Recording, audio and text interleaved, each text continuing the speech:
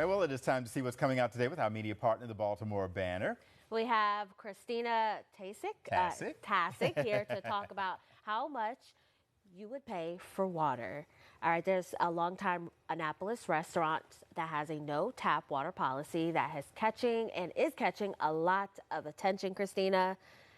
We were talking about this earlier before you came on. It's kind of hard to believe that water is not free in some places. Right. Well, at least at one restaurant. Yeah. Now, this is the first restaurant I've seen where this happened, which is why I wrote about it. But, you know, it's interesting because in this day and age, I've seen places charge for bread, which I think we're used to seeing for free, and for a whole host of other things. But this is the first time I've seen a place that no tap water. You have to get bottled water and you have to pay for it. What triggered this? So the restaurant is in Annapolis. It's called Osteria 177. And the chef, Arturo Taviano, told me that he implemented the rule as a way of controlling costs during the pandemic. He said his water bill was through the roof, and so he needed to cut down on something. He decided that it would be water. He would no longer give away tap water to customers. Wow. Yeah, well, that kind of makes sense because if you're trying to keep up with demand, keep up with bills, it makes sense to him. For sure, yeah. And he also says, you know, it's fine dining, so if he wants to do this, it's, you know. He can do it. Okay, so what's the reaction been? So I think customers do occasionally complain, but the chef has told me that for the most part, he thinks that his price is reasonable. It's under $4 for a bottle of still. So he thinks, you know, if you're going out, it's a fine dining restaurant, you should be prepared to pay.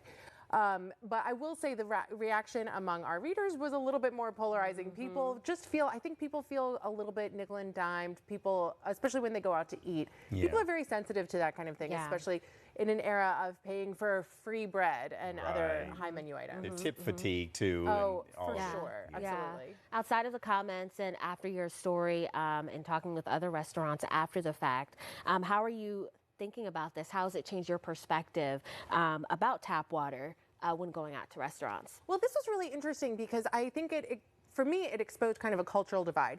In Italy, this restaurant is Italian.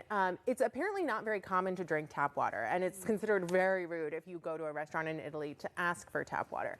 An Italian chef that I spoke to said that Italians don't like the taste of American tap water. They think that it smells a little like bleach.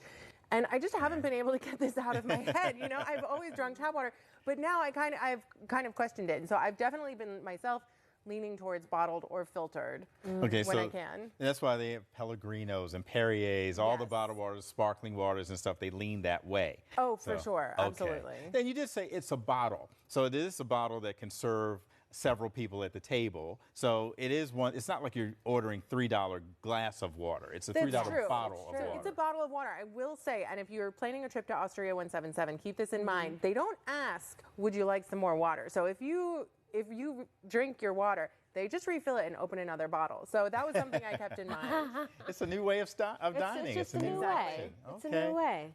Thank you for bringing this to us, and thanks for the warning. Oh, thanks for having me.